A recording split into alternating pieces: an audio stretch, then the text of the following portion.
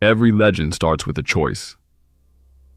For Curtis James Jackson III, born July 6, 1975, in the heart of Queens, New York, that choice came early. The streets of South Jamaica would either break him or build him into something the world had never seen before. They call him 50 Cent now. Rapper, businessman, television mogul. But before the platinum albums, before the multi-million-dollar deals, before packed stadiums chanted his name, he was just a kid learning the hardest lesson life can teach: how to get back up when everything tries to keep you down. South Jamaica. Queens isn't the New York you see in movies. This is the other New York, where front steps become business offices, where sidewalks serve as classrooms, and where a young boy named Curtis learned lessons no textbook could teach.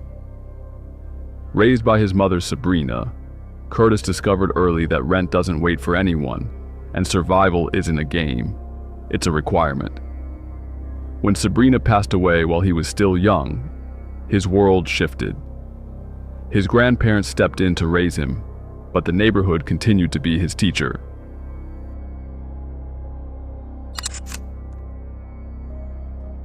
Boxing came first. In the ring, Curtis found discipline in a world that rewarded chaos. He learned footwork, patience, and how to read an opponent without saying a word.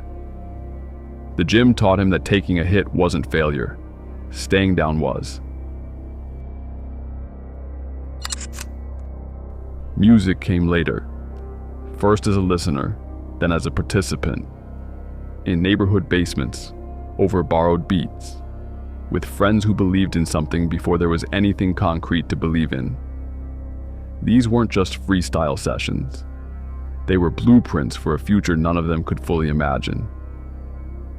To understand who 50 Cent became, you have to understand the ecosystem that created him. One that transforms pressure into personality and caution into craft.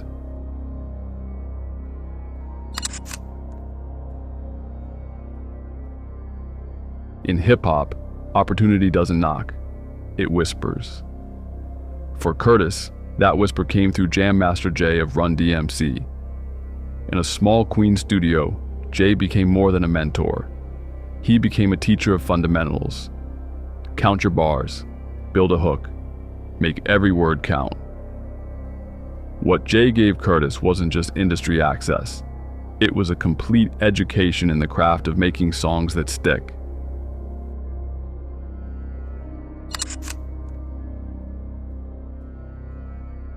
Curtis's first major splash came with a track that felt like throwing down a challenge to the entire music industry.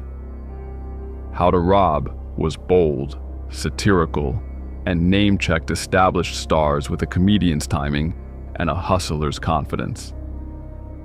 Suddenly, people who had never heard of Curtis Jackson knew the name 50 Cent. Attention is a currency in the music business. In 1999, Curtis was rich in buzz, but poor in industry favor.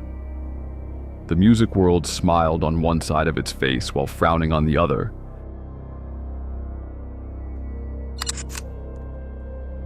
Then came the day that split Curtis's story into before and after. Outside a house in Southeast Queens, May 2000. Gunshots, 9 bullets. A face changed forever. A career that on paper appeared to be over before it had truly begun. Recovery was physical, but reinvention was spiritual.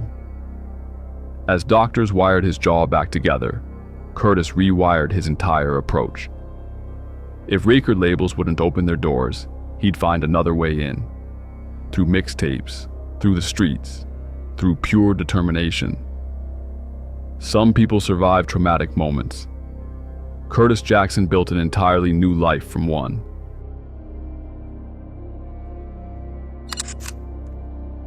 Mixtapes in the early 2000s were the underground internet, portable, viral, and unforgiving. Curtis flooded the market with remixes, original tracks, and street anthems that made car speakers rattle from Queens to Manhattan. He didn't just rap over existing beats.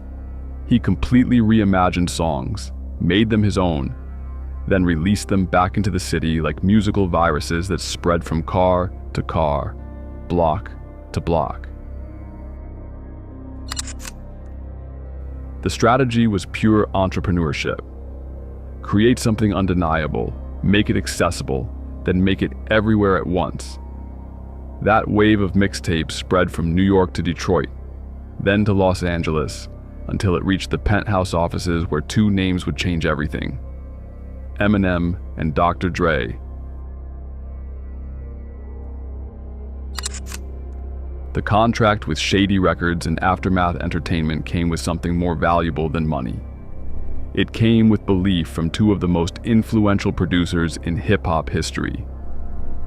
The first single wasn't just a hit, it was a cultural detonation. In Da Club didn't simply climb the charts, it colonized the calendar. Birthday parties, graduation celebrations, championship locker rooms, everywhere you went, you heard that beat. When Get Rich or Die Tryin' arrived, it came like a weather system. First week chaos.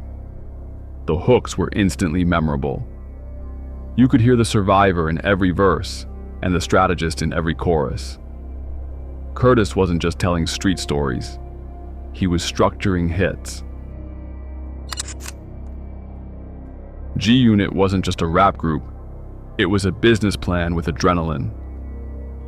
Lloyd Banks, Tony Yayo, and Initially the Game created a collective that went beyond music into clothing, shoes, endorsements, and a complete lifestyle brand. The Massacre proved the first album wasn't a fluke. Radio dominance, world tours, a run that made chart positions look like scoreboards. The name 50 Cent became shorthand for momentum in the music industry. But commercial success invited competition and conflict. Hip-hop beef became a spectator sport again. Curtis played it strategically, sometimes aggressive, often calculated, and always loud enough to control the narrative. Hip-hop has always been about more than music. Its culture is enterprise. Curtis took this literally, focusing on equity over appearance fees, ownership over endorsements. What looked like simple product placements were actually masterclasses in building long-term wealth. He didn't abandon the microphone. He expanded his toolkit. Acting roles followed. A semi-autobiographical film brought his story to theaters. Cameos evolved into substantial parts, and quietly, a bigger ambition was forming: television production. Every business move became a case study in converting celebrity status into sustainable structure. The show was called Power, and it lived up to its name. Crime saga, family drama, morality play. It debuted on a premium network and quickly became its heartbeat. 6 seasons spawned multiple spin-offs that expanded the universe and deepened the mythology. Curtis wasn't just appearing in the show as the character Kanan Stark. He was architecting entire storylines behind the cameras as executive producer. Simultaneously, he executive produced BMF, dramatizing another chapter of American ambition and consequence. The common thread: stories about choice, loyalty, and the price of a crown. He had cracked another code: how to transform a rapper's eye for street-level detail into a producer's vision for television universes. No rise is without obstacles. Legal battles emerged. A bankruptcy filing turned business headlines into entertainment punchlines, until the strategy became clear and debts were settled ahead of schedule. What critics called failure, Curtis called strategic positioning. The lesson: Momentum isn't the absence of problems. It's the determination to keep moving through them. Meanwhile, he built philanthropic initiatives through the G-Unity Foundation, launched youth entrepreneurship programs, and expanded his spirits brand into major venues nationwide. Then came a full-circle moment, the Super Bowl halftime show. A surprise appearance, hanging upside down, calling back to a music video that had once owned the airwaves. Nostalgia became breaking news. The legacy connected back to itself. When Get Rich or Die Trying turned 20 years old, Curtis celebrated the way only a true performer could, with a global tour. Cities that had memorized every word in 2003 sang them even louder 2 decades later. While the stages were loud and celebratory, some of the most significant work was happening quietly, securing long horizon studio space, positioning for decades of film and television production to come. Consider that trajectory. From recording verses in basement studios to running franchises that employ hundreds. The kid from Queens who once measured success in mixtape sales now measures it in seasons and slates. Houston provided more than a change of address. It offered a platform for mentorship. The G-Unity Business Lab transformed ordinary school nights into entrepreneurship showcases, where teenagers pitched business ideas to panels of judges. Local sports franchises welcomed his spirits as official partners, but the real story wasn't in social media posts. It was in classrooms where he taught young people how to think like entrepreneurs. He remains a provocateur online. That aspect will likely never change. But the ground-level work carries a different energy. Building capacity, creating opportunities, establishing pipelines for the next generation. So what defines 50 Cent's legacy? Start here.